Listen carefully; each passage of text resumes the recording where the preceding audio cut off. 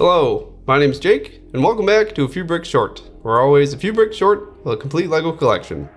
Today, we're back in the barren basement to talk about set 71455, Grimkeeper the Cage Monster. This is a 7+ set in the DREAMZzz theme. It has 274 pieces, 2 minifigures, 0 stickers, and retails for $37.99. This set comes with Mateo, Cooper, Z-Blob as one of 2 vehicle options, and Grimkeeper the Cage Monster. Mateo is another wonderfully detailed figure in this theme. His shirt has a bandolier of sorts and uses metallic printing for the buckles. The sweatshirt underneath is actually 2 shades of blue, resulting in Mateo having 2 different sleeves. The dotted pattern on his shirt gets super tiny and fine, but still looks super crisp throughout. It's very cool. His legs are dual molded to give you some cool gray jeans print and some red sneakers. Mateo's dreadlock hairpiece is brand new. He has 2 face prints, one confident smirk and one open mouth happy face. And for some mild context, Mateo has vitiligo. So he has a spot around his right eye and a few white blonde streaks in his hair. The main characters of the show eventually can change their appearance while in the dream world, and Mateo embraces this part of himself by adding some green. Mateo comes with an hourglass and a brick-built giant pencil as accessories. Cooper is another character from the main cast. This particular figure of his is not as detailed as Mateo's, but he does have some nice front and back torso prints, as well as dual face prints. Cooper's torso print features a racing jacket pajama top. He has a determined and angry face print, and a distressed sleeping face print. His hairpiece is actually a recolor of Jay's hair from Ninjago, and this is the first time this piece has actually been used on another character. Cooper has plain dark blue legs with no printing. It's funny how common plain legs are, but how they really stick out when they come in a set with another figure who does have leg printing. So similar to the Izzy and Bunchu bunny set, this set has an alternate way you can build part of it. For this set, this is done with Mateo's companion, Z-Blob.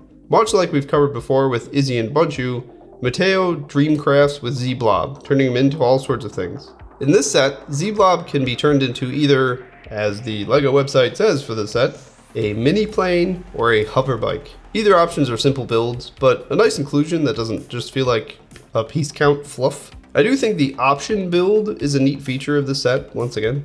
On to Grimkeeper the Cage Monster. As the name implies, or description? Grimkeeper seems more like a name, and Cage Monster seems more like what he is. But Grimspawn are a thing, and that's more what they are, not their name. Anyways, as the name implies, Grimkeeper the Cage Monster has a cage in his torso. For me, the moment I saw the images for this set and knew this theme was about dreaming, I knew what this was. This monster traps dreaming people in the dream world by keeping them in its cage. It's a very creepy and cool concept. Now the build itself was fun to do. It has some nice techniques that are fun to see come together, but not too hard for the intended age. Starting with the cage, as it's kind of the main feature of this entire monster, and everything else stems from there, as is usually the case with torsos. There is nothing super complex about the cage. It's a bar door that closes over a cavity in the monster. It doesn't really need to be complicated. It does serve its purpose. I like how the hinges were done with clip elements. It's a less common technique for doors. I also really like this printed lock 1x1 tile. I'm not sure if this combination has ever been done before, but this door is made for it, and it works super well. Plus, being a 1x1 tile, you get an extra. The cage is intended to hold one minifigure. They don't attach or anything, they just sit inside. If they're in a neutral pose, their hands just kind of rest on the insides of the cage.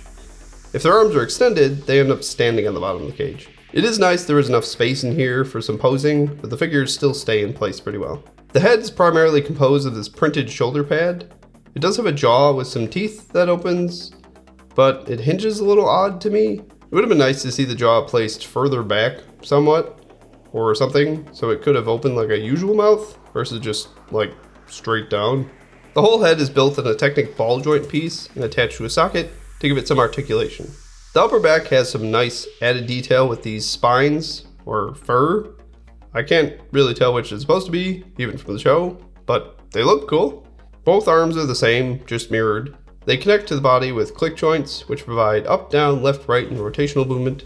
The hands look nice from the top, but ultimately feel a little bit cobbled together. The light gray pieces really stand out to me here, even though they mostly work throughout the rest of the model. I do like how menacing the fingers are.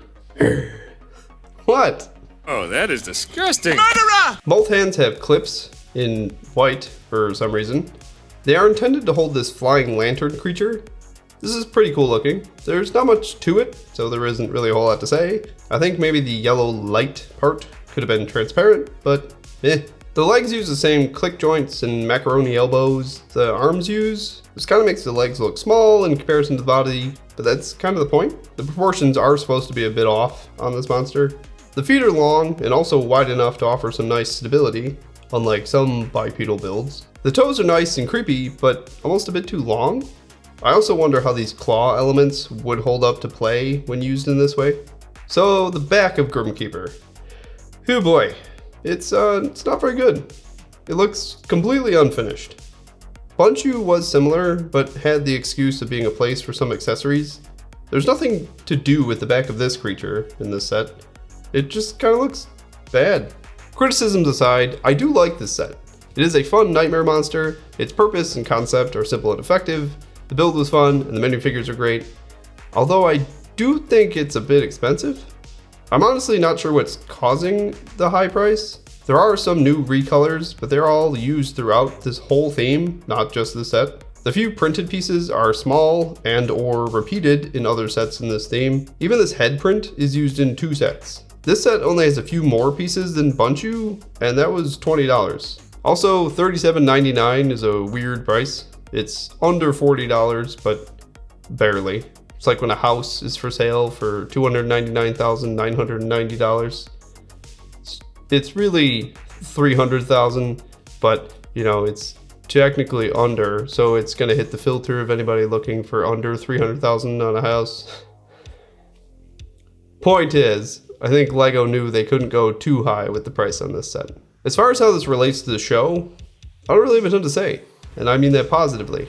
I think everything happening in this set portrays the show pretty well. In the first episode of the show, Cooper is trapped in the dream world in a cage monster. This is kind of the inciting action for the whole show. If I wanted to be picky, for the sake of it, as I can be, Grimkeeper's face print is just a little bit off. But really, unless you're looking for it, you're not really gonna notice.